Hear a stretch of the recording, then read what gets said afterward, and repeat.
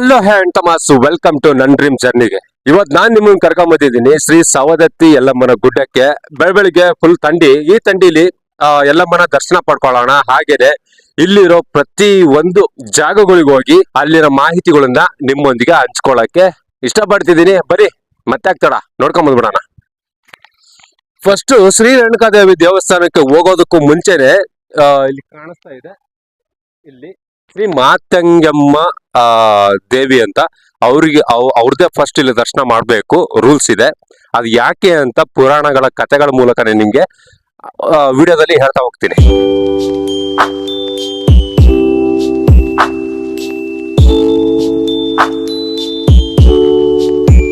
ಹಿಂದೆ ಕಾಣ್ತಾ ಇರೋ ಏಕನಾಥ ಜೋಗನಾಥ ಅಂತ ಋಷಿ ಮುನಿಗಳಿದ್ರು. ಇವ್ರದ್ದು ಪಾತ್ರ ಏನಪ್ಪಾ ಅಂತಂದ್ರೆ, ಇವರು ಏಕನಾಥ್ ಜೋಗನಾಥ್ ಯಲ್ಲಮ್ಮ ತಾಯಿ ಗುರುಗಳು. ಇವ್ರ ಗುರುಗಳು ಅವ್ರ ಗೋರಕ್ಷಣ. ಇಲ್ಲಿ ಯಲ್ಲಮ್ಮ ಮಾತಾಗೆ ಇವ್ರು ಏಕನಾಥ್ ಜೋಗನಾಥ್ ಅವರು ಮುಕ್ತಿ ಮಾಡಿದ್ದಾರೆ ಇದೇ ನೀರಿಂದ. ಜಮದಗ್ನಿ ಅವ್ರ ಶಾಪ ಕೊಟ್ಟಾಗ ಅಲರ್ಜಿ ಇತ್ತು ಅವ್ರಿಗೆ. ಜಮದಗ್ನಿ ಅವರು ಅವ್ರಿಗೆ ಈ ತರ ಶಾಪ ಕೊಟ್ಟಿದ್ರು, ಯಾ ನೀರ್ ಮುಟ್ಟಿದ್ರು ನಿನಗ್ ನೀರ್ ಹತ್ತಬಾರ್ದು ಅಂತ. ಅದಕ್ಕೆ ಮಾತಂಗಿ ಅಮ್ಮ ಹತ್ರ ಇವ್ರು ಭೇಟಿ ಆದ್ರು. ಮಾತಂಗಿ ಅಮ್ಮ ಇವ್ರಿಗೆ ಏಕನಾಥ್ ಜೋಗನಾಥ್ ಅವ್ರ ಹತ್ರ ಕರ್ಕೊಂಬಂದ್ಮೇಲೆ ಇದೇ ನೀರಿಂದ ಇವರು ಮಂತ್ರಿಸಿ ಇದರಿಂದ ಮುಕ್ತಿ ಮಾಡಿದ್ದಾರೆ. ಸರಿ, ಶ್ರೀ ರೇಣುಕಾದೇವಿಯ ದರ್ಶನವನ್ನ ಪಡ್ಕೊಂಬರೋಣ ಬನ್ನಿ. ನೋಡ್ತಾ ಇರ್ಬೋದು, ತುಂಬಾ ಭಕ್ತಾದಿಗಳು ಕ್ಯೂ ನಿಂತ್ಕೊಂಡಿದ್ದಾರೆ ದರ್ಶನ ಪಡೆಯೋದಕ್ಕೆ.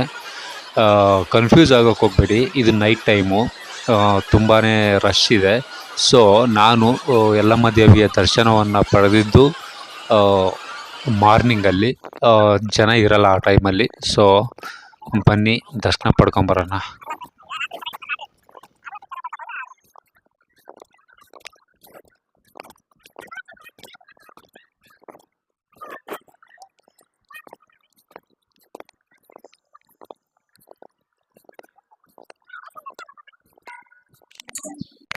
ಎಲ್ಲ ನನ್ನ ಸಬ್ಸ್ಕ್ರೈಬರ್ಸ್ಗೂ, ಎಲ್ಲ ಕರ್ನಾಟಕ ಜನತೆಗೆ ಭಂಡಾರ ಸಮ. ಇಲ್ಲ ಚಿಲ್ಲ ಇಲ್ಲ ಚಿಲ್ಲ ಇಲ್ಲ ಚಿಲ್ಲ ಚಿಲ್ಲ ಹಚ್ಚು ಹಚ್ಚು ಹಚ್ಚು ಹಚ್ಚು ಬಾಡ.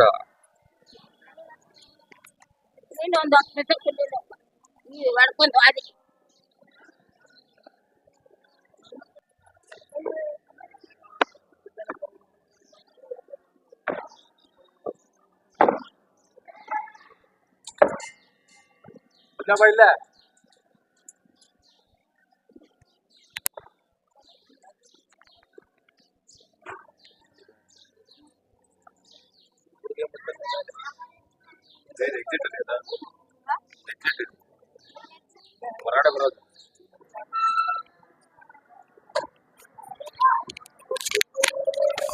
ಸಾರಿ, ನಿಮಗೆ ವಿಡಿಯೋದಲ್ಲಿ ಮೂರ್ತಿ ಕಾಣಿಸ್ತಾ ಇಲ್ಲ ಅಂತ ಭಾವಿಸ್ತೇನೆ. ಇಲ್ಲಿ ವಿಡಿಯೋ ಮಾಡೋ ಹಾಗಿಲ್ಲ ಆ್ಯಕ್ಚುಲಿ. ಇನ್ನೊಂದು ವಿಶೇಷತೆ ಏನಪ್ಪ ಅಂತಂದರೆ, ಇವತ್ತು ಯಾವುದೋ ಅಮಾವಾಸ್ಯೆ ಹುಣ್ಣಿಮೆ ಅಂತೂ ಅಲ್ಲ, ನಾರ್ಮಲ್ ದಿನ. ಇಲ್ಲಿ ವರ್ಷದ 365 ದಿನವೂ ಇಲ್ಲಿ ಜಾತ್ರೆಯ ವಾತಾವರಣವನ್ನು ನಾವು ಕಾಣ್ಬೋದು. ಅದು ಇಲ್ಲಿನ ವಿಶೇಷ. ಮೂವಿಲೆಲ್ಲ ನೋಡಿರ್ತೀರಾ, ಶ್ರೀ ರೇಣುಕಾ ದೇವಿಯ ಮುಖಕ್ಕೆ ಗುಳಿಗುಳಿ ಆಗಿರ್ತವೆ. ಅಂದ್ರೆ ಇಟ್ ಮೀನ್ಸ್ ಅವರಿಗೆ ಕುಷ್ಠರೋಗ ಬಂದಿರುತ್ತೆ. ಜಮದಗ್ನಿ, ಅವರ ಗಂಡ ಜಮದಗ್ನಿ ಅವರಿಗೆ ಒಂದು ಶಾಪವನ್ನು ಕೊಟ್ಟಿರ್ತಾರೆ. ಆ ಶಾಪದಿಂದ ಅವರಿಗೆ ಕುಷ್ಠರೋಗ ಬಂದಿರುತ್ತೆ. ಆ ಕುಷ್ಠರೋಗ ನಿವಾರಣೆಗೆ ಅಂದ್ರೆ ಅವರು ಈ ಒಂದು ಸ್ಥಳಕ್ಕೆ ಬರ್ತಾರೆ. ಈ ಸ್ಥಳದಲ್ಲಿ 3 ನೀರು ಉಕ್ಕುವಂತ ಕುಂಡಗಳಿದಾವೆ. ಆ ನೀರಲ್ಲೇ ಅವರು ಸ್ನಾನ ಮಾಡ್ಬಿಟ್ಟು ಕುಷ್ಠರೋಗವನ್ನ ನಿವಾರಣೆ ಮಾಡ್ಕೊಂಡ್ರು ಅಂತಾನು ಸಹ ಇಲ್ಲಿನ ಪುರಾಣಗಳು ಹೇಳ್ತವೆ. ಬನ್ನಿ ಆ ಒಂದು ನೀರನ್ನು ನೋಡ್ಕೊಂಡ್ ಬರೋಣ. ಅದರ ಹೆಸರು ಬಂದ್ಬಿಟ್ಟು ಎಣ್ಣೆ ಕೊಂಡ, ಅರಿಶಿನ ಕೊಂಡ ಹಾಗೂ ಕುಂಕುಮ ಕೊಂಡ ಅಂತ.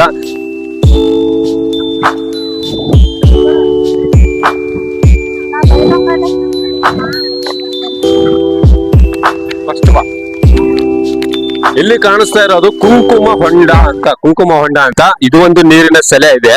ಹಾಗೇನೆ ಪಕ್ಕದಲ್ಲಿ ಬಂದ್ರೆ ಇದು ಎಣ್ಣೆ ಹೊಂಡ ಅಂತ. ಈ ಒಂದು ನೀರಲ್ಲೇ ರೇಣುಕಾದೇವಿ ಅವರು ಸ್ನಾನ ಮಾಡಿ ತಮ್ಮ ರೋಗ ನಿವಾರಣೆಯನ್ನ ಮಾಡ್ಕೊಂಡ್ರು ಅಂತ ಪುರಾಣ ಹೇಳುತ್ತೆ. ಹಾಗೇನೆ ಪಕ್ಕದಲ್ಲಿ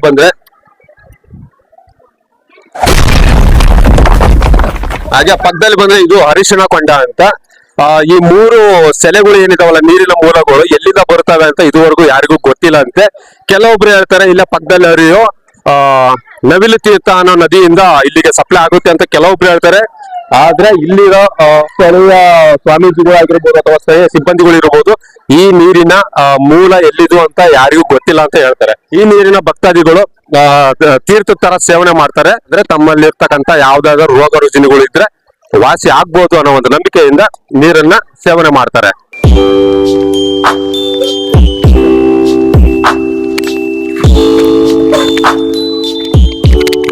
ವರ್ಷದ 12 ತಿಂಗಳು ಇಲ್ಲಿ ನೀರು ಎನಿ ಟೈಮ್ ಉಕ್ಕುತ್ತಾ ಇರುತ್ತೆ. ಎಲ್ಲಿದು ಅಂತ ಇದುವರೆಗೂ ಗೊತ್ತಿಲ್ಲ.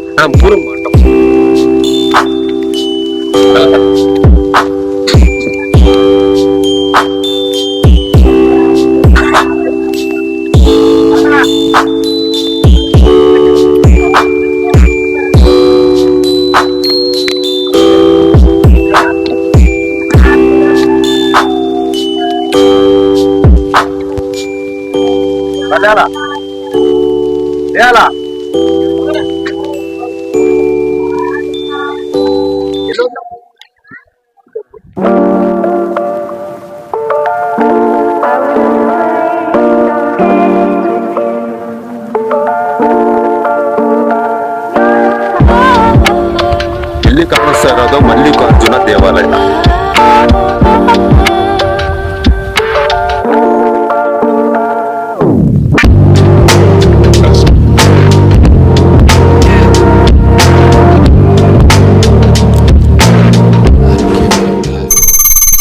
ಸವದತ್ತಿಯ ಶ್ರೀ ಯಲ್ಲಮ್ಮ ದೇವಿಯ ದರ್ಶನ ಪಡೆದ ಮೇಲೆ ಊರಿಂದ ಆಚೆ 3 ಕಿಲೋಮೀಟರ್ ಬಂದ್ರೆ ನಮಗೆ ಸಿಗೋದು ಶ್ರೀ ಸತ್ಯಮ್ಮ ದೇವಿ ದೇವಸ್ಥಾನದ ಜೋಗಳ ಬಾವಿ ಸಿಗುತ್ತೆ. ಹಾಗೇನೆ ಪಕ್ಕದಲ್ಲಿ ನಿಮ್ಗೆ ಈ ಕಡೆ ತಿರುಗಿಸು, ಪಕ್ಕದಲ್ಲಿ ನಿಮಗೆ ಮಲಪ್ರಭಾ ಡ್ಯಾಮಿನ ಹಿಂಭಾಗದ ನೀರು ಕೂಡ ಸಿಗುತ್ತೆ. ನೋಡೋದಕ್ಕೆ ಒಳ್ಳೆ ಪ್ರಕೃತಿ ಕೂಡ ನೀವು ಆನಂದಿಸಬಹುದು.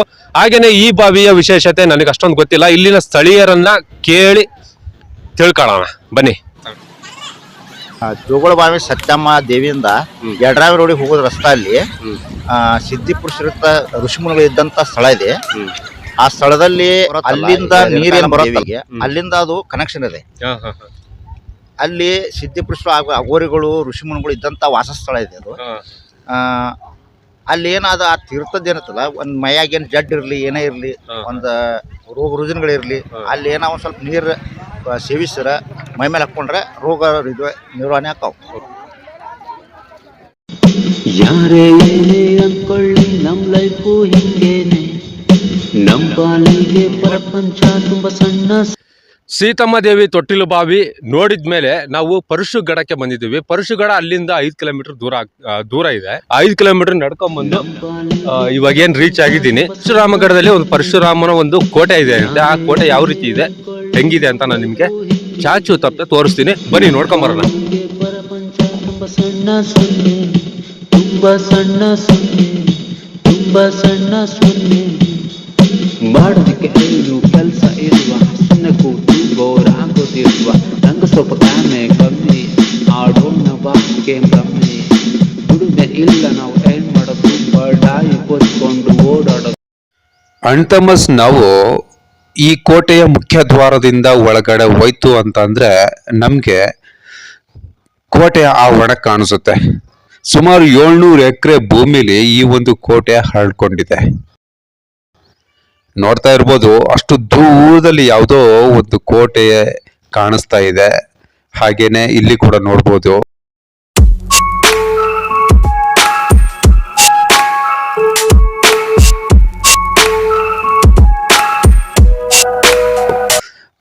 ಹಂಗೆ ನಾವು ಮುಂದೆ ಒಂದು 200 ಮೀಟರ್ ದೂರ ಹೋಯ್ತು ಅಂತಂದ್ರೆ ಬೆಟ್ಟಗಳನ್ನ ಸೀಳಿರೋ ಒಂದು ಆಕಾರದಲ್ಲಿ ಈ ಕೋಟೆ ನಮಗೆ ಕಾಣಿಸುತ್ತೆ. ನೋಡೋದಕ್ಕೆ ತುಂಬಾನೇ ಚೆನ್ನಾಗಿದೆ.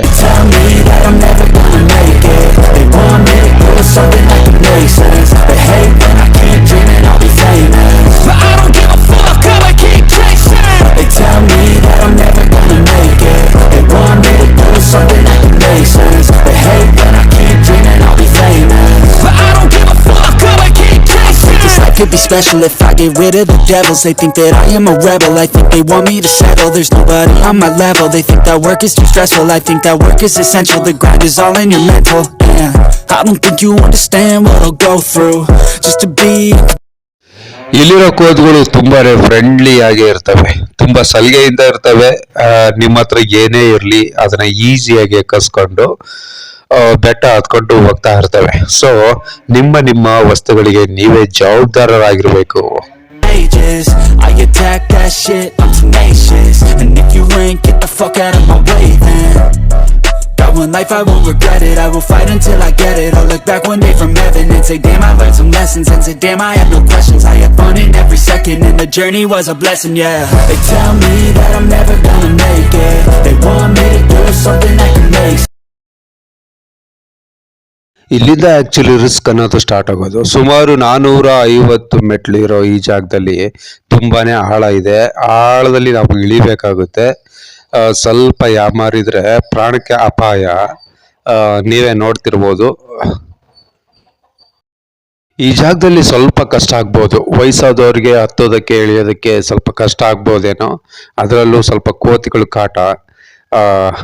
ಅದನ್ನ ನೋಡಿ ಎದುರಿ ಸ್ವಲ್ಪ ಕಾಲು ಸ್ಲಿಪ್ ಆಯ್ತು ಅಂತಂದ್ರೆ ಸ್ವಲ್ಪ ಪ್ರಾಣಕ್ಕೆ ಅಪಾಯ ಅಂತಾನೆ ಹೇಳ್ಬೋದು. ನೀವೇನಾದ್ರೂ ಕರ್ಕೊಂಡು ಬಂದ್ರೆ, ಫ್ಯಾಮಿಲಿ ಸಮೇತ ಬಂದ್ರೆ ಸ್ವಲ್ಪ ಹುಷಾರಾಗಿ ನಿಧಾನವಾಗಿ ಈ ಜಾಗದಲ್ಲಿ ಇಳಿಬೇಕಾಗುತ್ತೆ.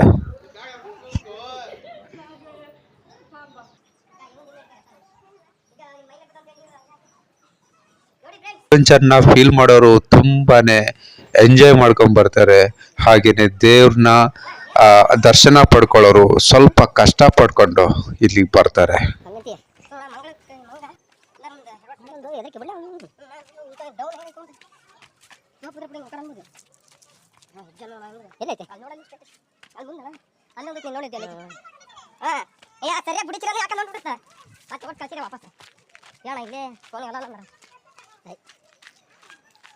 ದೇವಸ್ಥಾನ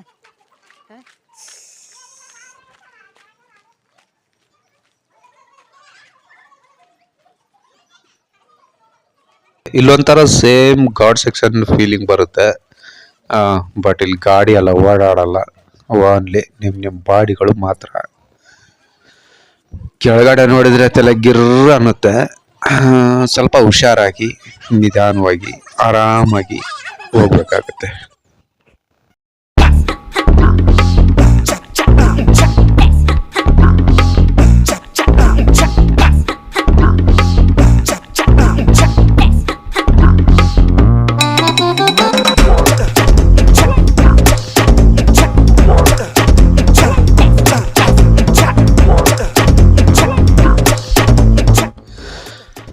ಹತ್ತೋದಕ್ಕೆ ಇಳಿಯೋದಕ್ಕೆ ಈ ಕೋಟೆ ಇಷ್ಟೊಂದು ಕಷ್ಟ ಇದೆ ಅಂತ ಅಂದಮೇಲೆ ಅಲ್ಲಿರೋ ಪರಶುರಾಮನ ದೇವಾಲಯ ಇನ್ನು ಎಷ್ಟು ದೊಡ್ಡದಾಗಿರ್ಬೇಕು ಅಂತ ಗೆಸ್ ಮಾಡಿದೆ. ಅಲ್ಲಿ ಕಾಣಿಸ್ತಾ ಇದೆ ನೋಡಿ, ಅದೇನೆ ಪರಶುರಾಮನ ದೇವಾಲಯ. ತುಂಬಾ ಚಿಕ್ಕದಾಗಿದೆ. ನಾನು ಆಕ್ಚುಲಿ ಗೆಸ್ ಮಾಡಿರ್ಲಿಲ್ಲ ಈ ರೀತಿ ಇರುತ್ತೆ ಅಂತ. ಈ ಗವಿಯ ಒಳಗೆ ಈ ಮೆಟ್ಲುಗಳನ್ನ ಇಳಿತಾ ಹೋದ್ರೆ ಇಲ್ಲಿ ಕಾಣಿಸ್ತಾ ಇದೆ ನೋಡಿ, ಇದೇ ಶ್ರೀ ಪರಶುರಾಮನ ದೇವಾಲಯ. ಖಂಡಿತ ಈ ವಿಡಿಯೋ ನಿಮಗೆ ಇಷ್ಟ ಆಗಿರುತ್ತೆ ಅಂತ ಅನ್ಕೊಂಡಿದ್ದೀನಿ. ಇಷ್ಟ ಆಗಿದ್ರೆ ಸಬ್ಸ್ಕ್ರೈಬ್ ಮಾಡ್ಕೊಂಡು ಇದೇ ತರ ಬೆಲ್ ಐಕನ್ನ ಟಚ್ ಮಾಡಿ. ತುಂಬಾ ಕಷ್ಟಪಟ್ಟಿದ್ದೀನಿ ಈ ವಿಡಿಯೋ ಮಾಡೋದಕ್ಕೆ.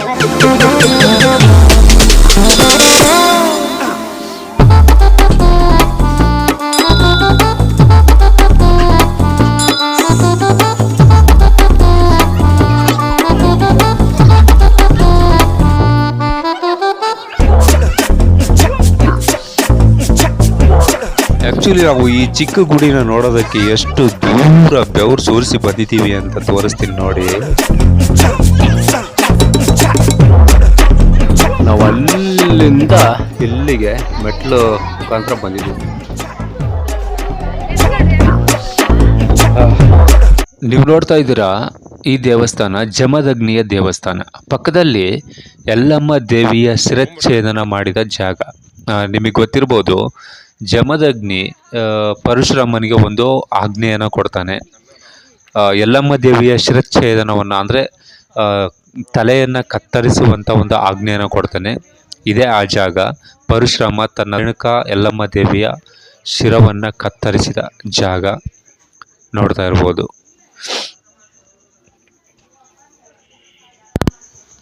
ಯಲ್ಲಮ್ಮ ದೇವಿಯ ರುಂಡ. ಸರಿ, ಇವಾಗ ಪರಶುರಾಮನ ದೇವಸ್ಥಾನನ ನೋಡ್ಕೊಂಬರೋಣ.